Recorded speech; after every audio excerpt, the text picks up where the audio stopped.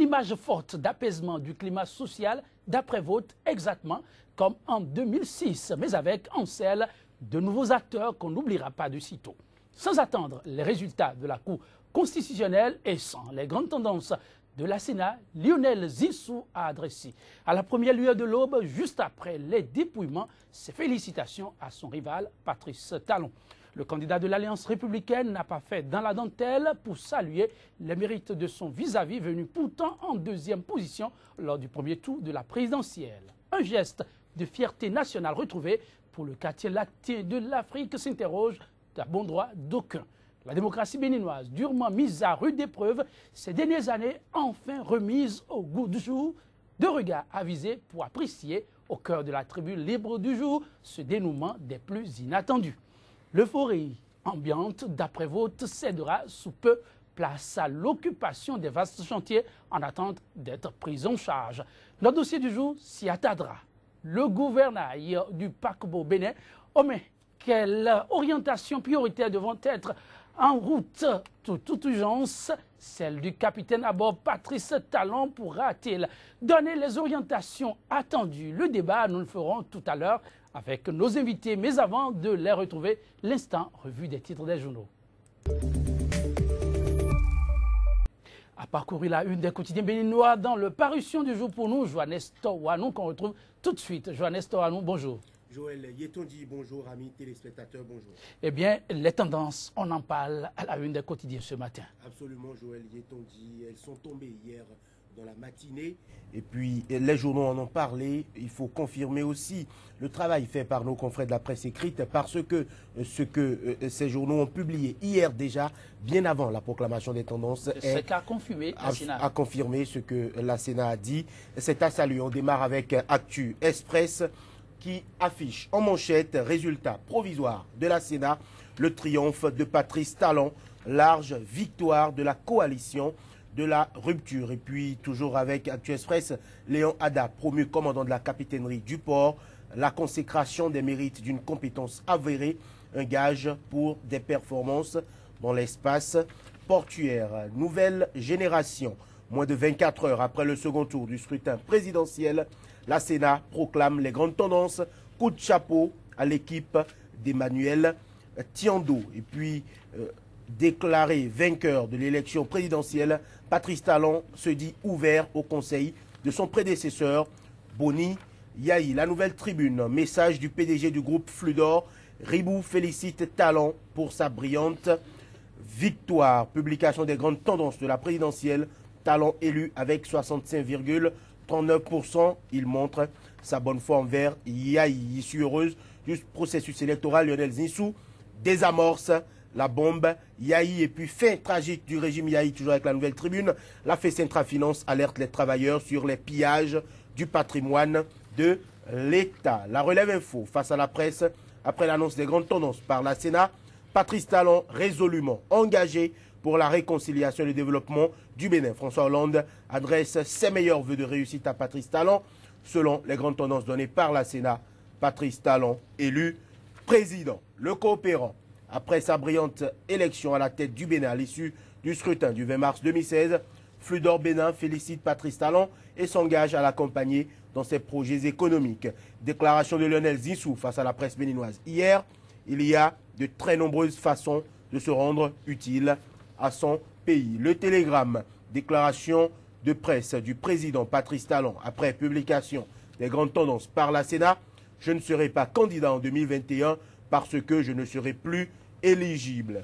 Lionel Zinsou face à la presse hier, le nouveau président peut réussir, il doit réussir, il va réussir. Présidentiel au Bénin, la Sénat confirme la large avancée de Patrice Talon sur Lionel Zinsou. Nord-Sud, quotidien pour mettre un terme. Non, bien avant de mettre un terme, Nord-Sud quotidien qui affiche en manchette. Après son élection à la présidence de la République, Fludor Bénin félicite Patrice Talon. Soleil levant, donc pour boucler ce premier tour de table, avec votre permission, Joël Yetondi, échec cuisant de Lionel Zinsou dans le département de l'Atlantique. La preuve que les leaders FCBE de Calavi et ses environs sont des généraux sans troupes. La sortie du conseil communal Béon-Pierre Descory en est pour quelque chose. Second tour du scrutin présidentiel de 2016, La Sénat confirme la victoire du porte-flambeau du nouveau départ. Joël Tony, ce sera donc tout pour ce premier tour de table de la revue de presse. Merci à vous, Johannes Toranon. On se dit à tout à l'heure. 30 minutes exactement. Merci beaucoup. En attendant de vous retrouver, l'heure est à la deuxième rubrique pour ne pas dire la tribune libre du jour, le débat matinal consacré à l'analyse de l'actualité béninoise juste après cette bande-annonce. Sika TV fait escale au Bénin.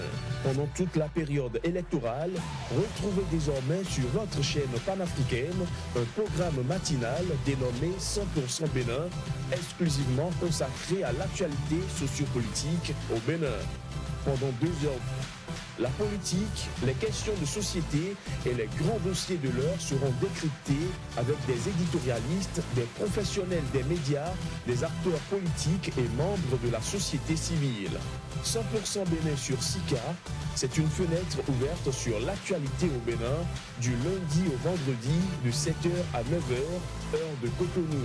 100% Bénin, c'est désormais sur Sika, le vrai visage de l'actualité en Afrique. Sur ce plateau de Bénin Tribune Libre, 2 invités. Paul Amoussou, il est journaliste et président du conseil d'administration du LDR, le laboratoire de la réponse, une cellule de réflexion pour nourrir des débats d'intérêt public, comme ce que nous faisons ce matin. Paul Amoussou, bonjour. Bonjour. Merci d'avoir répondu à notre invitation. En face de lui, comme vous l'avez constaté, Médéric François Gongo, journaliste, éditorialiste et promoteur du quotidien béninois d'information Actu Express. Médéric François Gongo, bonjour. Bonjour, bonjour Paul. Sans attendre les résultats officiels, Lionel Zinsou a reconnu sa défaite et présenté ses félicitations à Patrice Talon. Paul Amoussou, un scénario prévisible? Pas du tout. Un scénario loin d'être prévisible sous nos cieux, c'est inédit. J'entends qu'un challenger perdant à un scrutin de cette envergure, avant même que les institutions habilitées à proclamer les résultats ne l'aient fait, qu'il ait appelé son rival et l'ait félicité, c'est inédit sous nos cieux. Et ce faisant, Lionel Zinsou a su renseigner ceux qui s'interrogeaient à son propos, à savoir comment un homme de sa structuration a pu s'engager et adopter certaines postures que nous avons pu observer durant le scrutin. Et du coup, il a su montrer que, au regard des valeurs qu'on reconnaît à son, comment dire, vécu social, il a su renseigner donc ceux qui s'interrogeaient à ce propos. Il a su renseigner, d'après Paul Amoussou et Médéric François Gongo, la démarche vous a-t-elle pris de coup? Non, c'est une démarche qui dénote de la classe, de la classe sociale, de la distinction dont l'homme a toujours fait preuve de la retenue par rapport au comportement et aux pratiques que nous constatons sous nos cieux. Je crois que Lionel Zinsou a bel et bien perçu le message des populations. Il a compris que dans une large mesure, les Béninois n'ont pas épousé sa volonté de s'incrustrer dans la classe politique pour prendre les leviers du développement et essayer de mettre sa compétence à contribution de la nation. Lionel Zinsou, je crois, a bien voulu décrisper un peu l'atmosphère. Il a bien voulu lancer un message à l'endroit de sa troupe pour leur montrer que rien n'est perdu. Je crois que là, il est en train de se mettre dans une posture qui pourrait le positionner dans la ligne droite d'un opposant de taille. Oui, Paul Amoussou, vous l'avez suivi, cette défaite, chacun l'a appréciée à sa façon. Mais Lionel Zinsou, en procédant tel, il a fait, est-ce qu'il ne lit pas finalement les mains au chef de l'État, lui à qui l'on continue de prêter un certain nombre d'intentions? Absolument. J'ai cru entendre dans la revue des Unes tout à l'heure qu'un Canard de la Place titrait que, ce faisant, Lionel Zinsou a désamorcé une bombe. Il a su couper l'herbe sous les pieds de tous ceux qui pourraient avoir d'autres velléités que de reconnaître les résultats sortis des urnes. Cette posture grandit l'homme, mais au-delà, c'est une posture qui met en relief la démocratie béninoise. Une posture qui met en relief la démocratie béninoise. Oui, il n'y a que des fleurs ce matin. Est-ce que ce n'est pas l'homme qui, finalement, aura libéré tout un peuple? C'est pas évident parce que les manigances, les subterfuges, la volonté de bloquer le processus à chaque étape de son évolution, les propos à la limite acerbes, frisant une volonté délibérée d'opposer les Béninois les uns aux autres, du chef de l'État n'ont pas eu raison de la détermination du peuple béninois de se voir gérer autrement, de voir les affaires publiques être gérées autrement, d'ascerner, j'allais dire, une leçon à la mesure de la volonté de certains Béninois, dans une arrogance et dans une insolence notoire, de se mettre en posture de gouvernants pour vouloir dicter à la population la conduite à tenir, éventuellement gagner la victoire avant que le combat électoral n'ait lieu. Nous l'avons constaté durant toutes ces 10 dernières années où la pratique démocratique a été carrément mise en veilleuse, où on a constaté une poltronisation des élites urbaines, la satellisation des mouvements syndicaux sont des exemples à foison pour nous démontrer de ce que le chef de l'État actuel, certainement, à l'école du timonier d'à côté, et disent beaucoup, et là je n'ai pas les éléments, je parlerai de l'ancien timonier, le président Yassine Beyarima, puisque le chef de l'État aurait peut-être une déformation pour avoir été à l'école de ce timonier de triste mémoire, aurait aimé transplanter certaines pratiques de populisme au niveau du sol béninois. Heureusement que le peuple a décidé, le peuple dans sa maturité ou dans un processus de maturation avancée par rapport à la classe politique qui s'enlisait, qui était devenue presque sclérosée, qui était devenue tétanisée par son incapacité à aller dans des propositions alternatives et n'eût été la participation déterminante de la presse, de la société civile et des acteurs religieux et autres, on n'en serait pas là où on en est aujourd'hui, où nous avons obligé les acteurs politiques,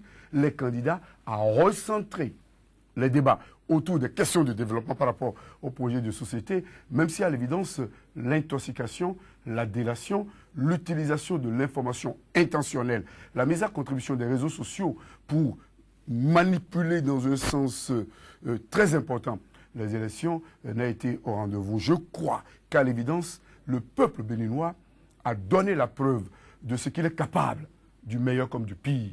Ce n'était pas évident dès le départ, puisque nous, au niveau des médias, vous, ensemble avec nous, nous l'avions constaté, nous avions été obligés de nous mobiliser comme tout le monde pour éviter que l'on ne tire la corde du côté du gouvernement jusqu'à ce qu'elle ne casse et que le peuple ne se retrouve au creux de la vague. À l'évidence, à l'arrivée, les résultats sont probants. Les résultats sont encourageants. Une victoire du peuple, mais également une remobilisation de la classe politique autour des deux principaux opérateurs économiques qui étaient comme des invités surprises dans un jeu, mais qui sont devenus des jokers principaux, qui ont permis au peuple béninois, un, de ne pas subir le diktat du chaos, deux, de ne pas être à la botte de système électoral qu'on pourrait manipuler à dessein, parce que, il ne faut pas l'oublier, les pressions multiples et diverses ont obligé le président de la Sénat, Malia Tiando, dont l'honnêteté intellectuelle ne souffre d'aucune fioriture, puisqu'il aurait fait preuve de ses compétences ailleurs, et toute l'équipe avec la vice-présidente, Mme Bokoradjo. Au niveau de la Cour constitutionnelle également, je pense que la pression populaire, la veille citoyenne, ont obligé les institutions de la République à abonder dans le même sens que le peuple et à ne pas céder à une quelconque manipulation. Le peuple est encore le peuple, pour l'amour sourdite, dans ce jeu qui est fait. Et aujourd'hui, cette victoire célébrée à corps et à cri, est-ce que ça sonne simplement comme la victoire du peuple ou l'échec manifeste d'un projet français ou encore la preuve de la neutralité de la France dans le processus électoral, la France qu'on a accablée de tous les noms? Nous revenons de loin. Le scrutin est loin d'avoir été un long fleuve tranquille. Et sa caractéristique a été plutôt une certaine anxiété, nourrie par un pouvoir, il faut le dire, aux abois, qui non content seulement d'utiliser, d'abuser des moyens de l'État pour faire campagne, s'emploie également par des manœuvres pour le moins déloyales, voyez-vous. Mais au finish, le peuple a su s'approprier les enjeux de ce scrutin et les gérer à bon escient. Preuve, s'il en fallait encore, que le génie béninois n'est pas une légende, voyez-vous. Et donc, ce qu'il faut retenir donc est que, et c'est suffisamment rare en Afrique pour être souligné, pour ne pas être souligné, c'est le climat apaisé, social, qui a caractérisé également ce scrutin. Ce n'était pas évident au départ, mais le peuple, une fois encore, a su gérer et a su, les passions n'ont pas pu dégénérer, et donc ce qui a donné les résultats que nous observons aujourd'hui. Oui, et Lionel Zinsou a fait plusieurs sorties après, justement, on dirait, la fermeture des bureaux de vote, les dépouillements. Aujourd'hui, l'homme, vous lui présagez quel avenir politique? Il est le seul à le savoir. Je ne saurais parler à sa place. Ce qui m'intéresse pour ma part, c'est les enjeux du pays, c'est quels sont les défis du nouveau président et comment les aborder. Le pays, c'est aussi lui, Bédré François Gongo. Il a officiellement dit qu'il se met à disposition, si besoin y est, car il y a mille et une façons d'accompagner son pays. Il accorde beaucoup de prix au développement de ce pays qu'il aime tant, a-t-il déclaré. Vous l'avez suivi, sans doute. Quelle lecture en faites-vous? Je crois que présent sur le terrain du développement culturel, de l'éducation, à travers la Fondation Zinsou depuis plus de 10 ans, l'homme a eu de la peine à prouver qu'il est bon béninois comme tous les autres et qu'il aime ce pays de ses aïeux. Il a été obligé de se décarcasser pour nous donner la preuve de sa bénignité. Il s'est trouvé obligé, même dans le débat final avec son vis-à-vis Patrice Talon, de s'attarder sur cette question qui lui tenait à cœur. Et donc pour lui, il serait très facile, très simpliste de plier bagage et de repartir. Si tel était le cas, c'est qu'il corroborerait la thèse selon laquelle il se serait incrusté dans un univers qui n'est pas du tout le sien. Vous le voyez prendre cette option? Non, du tout pas. Je crois que les 27% du premier tour et les 34% du second tour, au-delà de ce que cela représente une caution résiduelle à l'action gouvernementale du chef de l'État, parce que ce n'était pas systématiquement cette action gouvernementale, les réalisations du chef de l'État, le président Boniaï, qui ont été mises, j'allais dire, à l'épreuve dans le cas de figure des élections, mais le résiduel des 27% et des 37%, 34% constitue une partie importante du peuple béninois, constitue une espérance, constitue un espoir, un engagement. Lorsque l'on voit que c'est sur toute l'étendue du territoire national que le candidat Lionel Zinsou aurait eu ses voix, nous le trouvons dans l'obligation morale et physique de se mettre en position de faire poursuivre cet élan de la population, de constituer une alternative systématique, ensemble avec lui, son porte-parole, je crois, le candidat Éric Mouloté, qui a été des meilleurs combats au niveau du Parlement, et qui se doutait de ce que l'on veille, aller vers des réformes institutionnelles dans un environnement où les besoins sociaux restent et demeurent d'actualité. Une comparaison de deux projets de société entre les deux candidats, Patrice Talon et Lionel Zinsou. Je crois que nous aurons de la matière, et je crois que le candidat Lionel Zinsou, qui a donné la preuve de la classe, de la hauteur d'âme, qui aurait coupé les herbes au pied d'une éventualité de remise en cause de la volonté populaire, je crois que Lionel Zinsou va devoir rester sur le terrain.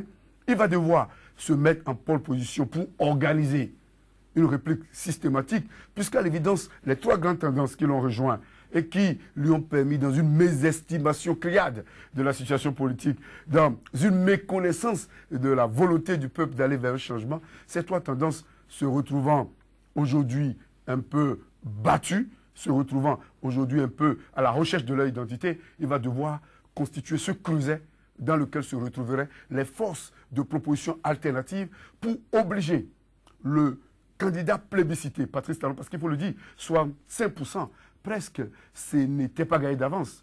Nous avons constaté qu'on a invité Gbanamé dans le jeu. Ça n'a pas pris. Nous avons constaté que le chef de l'État l'a présenté comme le criminel, comme il a déjà toujours fait dans une partie du Nord. Ça n'a pas pris. Nous avons constaté que les réseaux sociaux étaient mis à contribution. Donc la volonté populaire, ensemble avec la détermination du candidat Patrice Talon, du candidat Sébastien Adjavo et des autres, je veux parler des deux grands ténors et des généraux, pique et ABT des deux généraux et tous les autres, Je pense qu'ils ont eu à faire un bon travail. Et il va falloir que désormais, nous ayons, à défaut d'avoir une réduction des grandes tendances politiques, que l'on ait une tripolarisation de la classe politique pour que le débat soit animé et pour qu'en présence des nobles ambitions du président de la République évident, hein, Patrice Talon et de toute son équipe, il y ait une réponse, une réponse qui puisse permettre au Bénin de gagner tout le temps. Le scrutin au Bénin a été suivi comme du lait sur du feu. Et vous savez, tout l'intérêt que ça a suscité du côté de l'Élysée. Là encore, on n'a pas attendu vraiment les tendances proclamées par la Sénat avant de se prononcer. Vous l'avez certainement suivi aussi. Eh bien, François Hollande, à travers un communiqué, a salué le climat apaisé qui a marqué le déroulé de ce scrutin et présenté ses félicitations au président à qui il souhaite déjà plein succès pour son prochain mandat. Ce message, vous l'avez perçu comment? Bon, c'est de tradition que lorsque un nouveau chef... Encore dans une certaine spontanéité quand même. Dans une certaine spontanéité qui... Bon, le débat qui a été au cœur du scrutin présidentiel, entre autres, et jamais comme par le passé chez nous, c'est une arlésienne, la France-Afrique, comme vous le savez. Et donc, c'est de bon augure que le chef de l'État, le président François Hollande, ait appelé son homologue, désormais, Patrice Talon, avec qui il est un partenaire, et avec qui il va devoir composer sur l'échiquier politique international, sur la scène internationale. C'est de bon augure, c'est une tradition à laquelle François Hollande n'a pas dérogé. C'est de bon augure sur les relations franco-béninoises à l'avenir. Vous savez, il n'y a pas eu fondamentalement le rejet de la France. Ce qu'il y a eu au cours du débat politique, c'est les manœuvres d'un pouvoir finissant, le chef de l'État, le président Boni-Yayi, qui partait, qui tenait mordicus à imposer un candidat qu'il voulait son dauphin, et donc qui a rebuté le peuple béninois, qui n'en voulait plus du coup. Donc, je ne suis pas de ceux qui s'inscrivent dans un rejet systématique de la France. La France, comme les États-Unis, comme le Sénégal, comme tout autre pays, est un partenaire avec lequel il va falloir compter. C'est un partenaire séculaire et dont on ne saurait se passer à l'avenir. Oui, la France est un partenaire séculaire dont on ne saurait se passer à l'avenir. Médéric François Gongo, oui, François Hollande a salué la façon dont le scrutin s'est déroulé du côté du Bénin. Un scrutin qu'on annonçait de tous les dangers, mais qui à l'arrivée s'est passé dans un calme des plus olympiens. François Hollande est allé loin, souhaitant tout le meilleur pour le nouvel élu. Patrice Talon, comment vous avez suivi? Oui. Langage protocolaire, langage diplomatique, usage habituel entre les présidents, entre les républiques, entre les nations construites et les nations en construction. Je me refuse de croire que la France serait dans une position de faire contre bon cœur mauvaise fortune, puisque le candidat Lionel Zinsou non seulement était annoncé comme le produit imposé de fait par Boni-Yayi, mais il était perçu comme beaucoup, eu égard à tout ce que l'on a su de ces multiples conférences, comme le promoteur, comme le vecteur d'une nouvelle politique de la France en Afrique. On a parlé de la reconfirmation de la politique de la France-Afrique. On a parlé de ce que l'homme serait en place pour faire revivre le franc CFA en implosant la stabilité relative dans la sous-région, pour empêcher que l'on aille vers ce franc africain dont beaucoup nous ont parlé. Il s'est défendu tout le temps, mais aujourd'hui, l'attitude de la France, je pense que c'est l'attitude raisonnable, l'attitude responsable, qui ne va pas rester seulement à ce niveau. Parce que si l'évidence nous amène à voir une retenue dans la démarche du Parti socialiste au pouvoir aujourd'hui en France, ce qui est à contrario de la démarche du Parti républicain tel que l'on l'a constaté dans l'interventionnisme poussé en Côte d'Ivoire, au Tchad, au Gabon, peut-être dans d'autres pays du continent. Je crois que le peuple béninois vient de donner la preuve ainsi, même si au cours de la campagne, on a utilisé des termes comme le néocolonialisme, des termes comme le bradage du patrimoine béninois, etc. Je crois que la France va devoir redéfinir les paramètres, reconsidérer les paradigmes qui devraient lui permettre de redéfinir les relations qu'elle doit entreprendre désormais avec les pays africains, notamment avec le Bénin. Et c'est que le Bénin, laboratoire de l'Afrique, quartier latin de l'Afrique, qui reste et le demeure, la preuve en a été donnée le 6 et le 20 dernier, et c'est que le Bénin est en pole position, il va falloir que la coopération suive et que cette coopération ne soit plus à l'étape de l'aide ou au niveau de la bilatérale ou au niveau de la multilatérale. Nous le voit la France qu'en 2e, 3e, 4e, 5e et même 10e position par rapport aux pays scandinaves et aux pays européens même d'autres espaces du monde entier. Je crois que dans le cas de figure, le Bénin doit constituer toujours ce laboratoire de démocratie et doit bénéficier de toutes les attentions de toutes parts au monde. Pas seulement pour nous accompagner systématiquement dans une logique d'assistanat, mais pour nous obliger à donner le maximum de nous-mêmes pour mériter continuellement cette position que nous avons. Voilà, Mossou, il faut désormais changer de fusil d'épaule en termes de collaboration avec ces États africains, à partir de ce qui s'est fait au Bénin. Je suis de ceux qui croient que les paradigmes ont changé. Et c'est les pays africains, c'est les Africains qui ne le perçoivent pas. Les paradigmes ont fondamentalement changé dans les relations France-Afrique. La meilleure réponse, c'est celle que les Béninois ont su donner là, en disant nous nous inscrivons plus dans une position de vassalité. La politique de la France, la politique Yabon-Banania a vécu. Vous savez, il y avait des pratiques détestables à l'époque, mais qui ne sont plus d'actualité. Parce que tout simplement, aujourd'hui même, la société civile en France ne laisse plus les coudées franches même aux acteurs politiques de se livrer aux mêmes pratiques qu'auparavant. Voyez-vous. Et donc, il s'agit donc pour les pays africains eux-mêmes de rompre avec cette posture, cette logique qui consiste à laisser croire que les pays africains dépendent fondamentalement de la France, notamment pour les pays qui ont été sous colonie française. Et quelles sont les mesures qu'il faut prendre? C'est la démocratie, la bonne gouvernance. Lorsqu'un chef d'État au pouvoir, il gère bien et qu'il a de bonnes pratiques en matière de gouvernance et qu'il n'a rien à se reprocher, comme on dit, qu'il ne couvre pas des œufs pourris, qu'il n'a pas de cadavre dans son placard, qu'est-ce qu'il fait? Il laisse le jeu démocratique aller jusqu'à terme, l'alternance s'opérer et du coup, le jeu démocratique se poursuit. Voyez-vous, c'est la meilleure réponse à donner à la France-Afrique. C'est la meilleure réponse à donner pour rompre avec cette vassalité qui n'est plus en réalité dans les faits. Le plein exercice de la démocratie avec les moyens appropriés pour permettre à cette Afrique d'être pleinement indépendante et de vivre sa liberté, comme cela se doit. Mesdames, Messieurs, juste une pause et 100% Bénin se poursuit. C'est l'instant bulletin d'information. Nous établissons la liaison avec la rédaction et nous, on se retrouve tout à l'heure. Merci. Sika TV fait